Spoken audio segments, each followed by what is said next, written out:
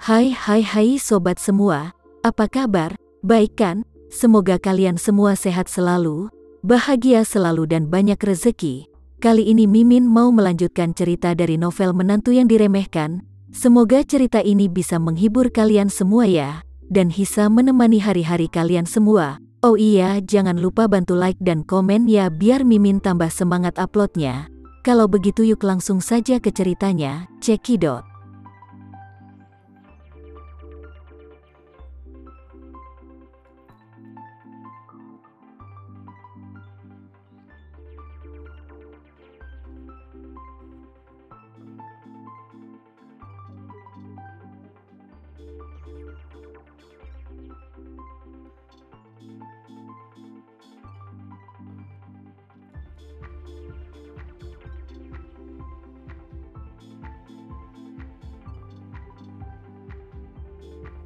Saat ini, Raya masih takut akan pelariannya sendiri. Memikirkan lebih dari 50 pengikut yang menjadi pengawalnya kemarin dan mereka akan menghadapi hukuman berat di bawah hukum Jepang. Sementara Raya tidak, itu membuat dia tidak hanya merasa malu tetapi juga penuh kebencian. Apa yang dia benci adalah pria yang menipunya dan beberapa anak buahnya di Bandara Osaka hari itu. Dia masih ingat penampilan pria itu. Jika dia punya kesempatan, dia akan menghabisinya dengan tangannya dan membalaskan dendam beberapa rekan laki-lakinya.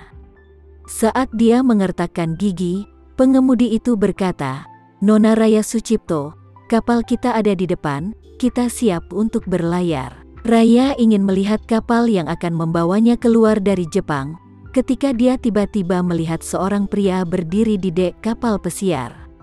Pada saat ini, pupil Raya tiba-tiba menyusut, dan ekspresinya menjadi sangat kejam. Dia mengertakkan gigi dan bergumam, ternyata itu dia.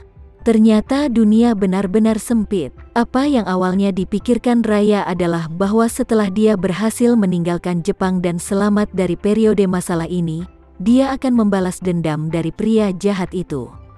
Tetapi dia tidak pernah membayangkan bahwa pada saat dia akan meninggalkan Jepang, dia benar-benar melihat pria yang selalu dia benci. Pada saat ini, darahnya mendadak mendidih. Matanya, yang begitu indah sehingga menakjubkan, sudah menjadi merah darah karena kebencian. Pada saat ini, dia hanya memiliki satu pikiran di benaknya, bunuh dia. Aku, Raya, harus membunuhnya. Saat ini, Tama tidak sadar akan hal itu, karena mata dan perhatiannya tertuju pada Nanako yang duduk di dalam mobil. Dia tidak memperhatikan mobil niaga itu lewat di dermaga. Raya dapat melihatnya di dalam mobil, tetapi Tama tidak dapat melihat Raya, jadi dia tidak tahu bahwa ada yang mengenalinya. Segera, ekor kapal pesiar yang Tama tumpangi digerakkan oleh baling-baling yang berputar perlahan. Kapal pesiar tersebut juga perlahan meninggalkan dermaga dengan putaran baling-baling. Kemudian, kecepatan perahu menjadi semakin cepat, dan dengan cepat berubah menjadi titik cahaya kecil di hadapan Nanako, dan akhirnya menghilang. Tidak ada yang memperhatikan bahwa kapal pesiar di dermaga berikutnya juga melaju menjauh dari dermaga. Pada saat ini, di kokpit kapal pesiar ini, Raya mengeluarkan suara dingin kepada kaptennya, kekuatan penuh. "Kita harus mengejar kapal di depan." Kapten buru-buru berkata, "Nona Sucipto, prioritas utama kami sekarang adalah meninggalkan perairan teritorial Jepang dan pergi ke laut lepas. Hanya setelah tiba di laut lepas kamu bisa dianggap aman." Raya mengertakkan gigi dan berkata, "Kamu tidak mengerti. Ada musuhku yang tak tergoyahkan di kapal itu, aku harus menghabisinya dengan tanganku sendiri." Kapten berkata dengan malu-malu, "Nona Sucipto, saya hanya menerima perintah Tuan Chen Sucipto untuk membawa Anda ke laut lepas secepat mungkin tanpa penundaan, jadi saya hanya bisa menolak permintaan Anda." Raya berkata dengan marah, "Telepon ayah, aku ingin berbicara dengannya." Kapten ragu-ragu sejenak, mengangkat telepon satelit di kapal, dan berkata, "Nona Sucipto, kalau begitu aku akan menelepon Tuan Chen Sucipto sekarang, dan Anda bisa memberitahunya sendiri." Setelah itu, dia menggunakan telepon satelit untuk menelepon Chen Sucipto, kepala keluarga Sucipto. Begitu telepon terhubung, Chen segera bertanya, "Apakah ada masalah?"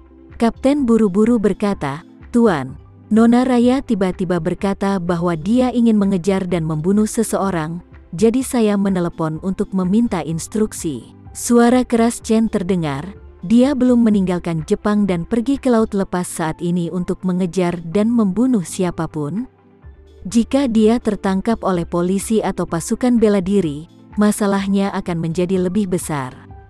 Jangan biarkan dia melakukan itu, dia harus meninggalkan Jepang.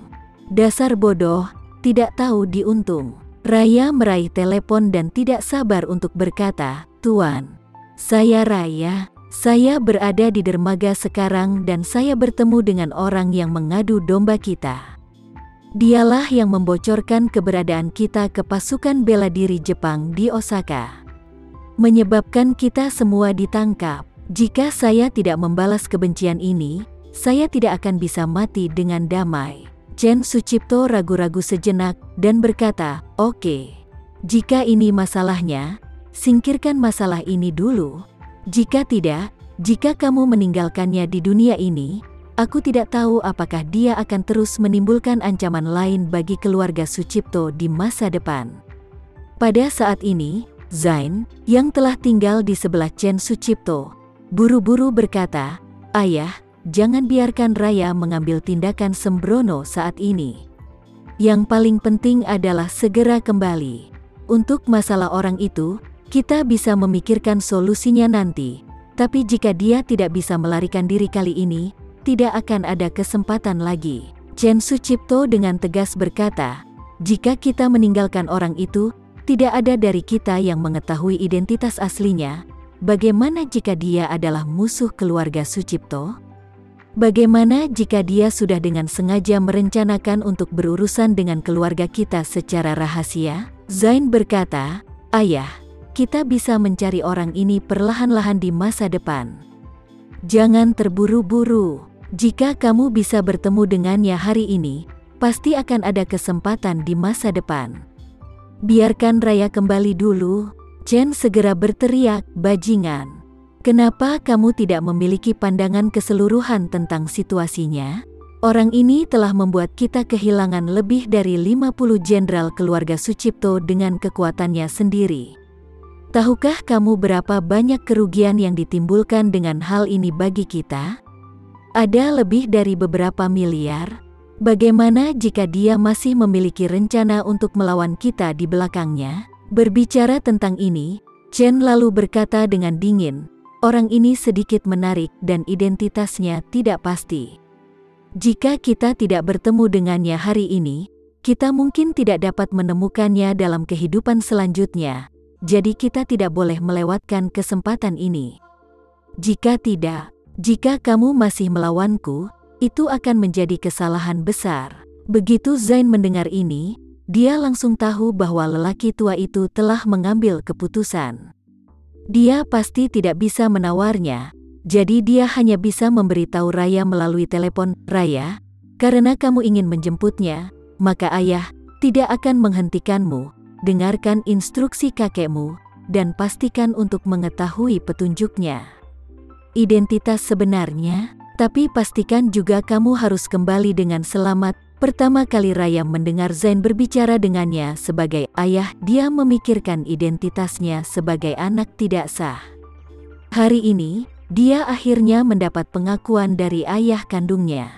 Dengan emosi campur aduk, dia berkata dengan penuh semangat, "Ayah, yakinlah, jika aku pergi, aku akan kembali dengan selamat." Chen Sucipto juga menasihati saat ini, jika Raya menangkap hidup-hidup dan membawanya kembali ke Surabaya secara langsung, "Aku akan menghabisinya secara pribadi." Raya segera berkata dengan tegas, "Baiklah Tuan, setelah saya menangkapnya, saya pasti akan menjadikan dia seekor anjing." Chen kemudian berkata sambil bersenandung, "Oke, kamu bisa melakukannya." Setelah itu, dia berkata, "Ngomong-ngomong, beberapa orang yang menjemputmu adalah orang kepercayaanku. Mereka semua sangat terampil. Saat kamu bertindak, biarkan mereka bersamamu, sehingga peluang menang akan lebih besar. Raya berkata dengan semangat tanpa ragu-ragu. Oke, Tuan. Chen Sucipto berkata dengan keras, beritahu mereka, jika hal ini dilakukan dengan baik, aku akan memberi mereka hadiah. Siap mengerti, ujar Raya dengan semangat. Setelah menutup telepon, Raya segera berkata kepada kapten, cepat, jalankan kapal dengan kecepatan penuh dan kamu harus mengejar kapal di depan.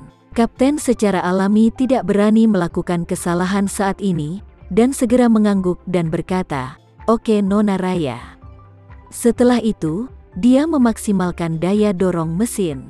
Beberapa orang yang telah menyelamatkan Raya mulai bersiap-siap saat ini karena mereka mendengar apa yang dikatakan Chen Sucipto.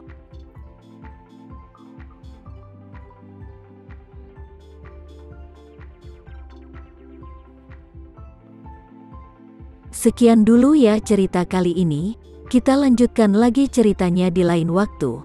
Oh iya, bagaimana menurut kalian? Semoga bisa sedikit menghibur kalian semua. Jangan lupa like, share dan komen ya. Untuk teman-teman yang baru nonton jangan lupa subscribe-nya. Hehehe, kalau ada teman-teman yang ingin gabung langganan bisa langsung gabung saja untuk dapat fitur yang menarik dan sedikit membantu Mimin. Terima kasih sudah menonton, sampai jumpa lagi, bye.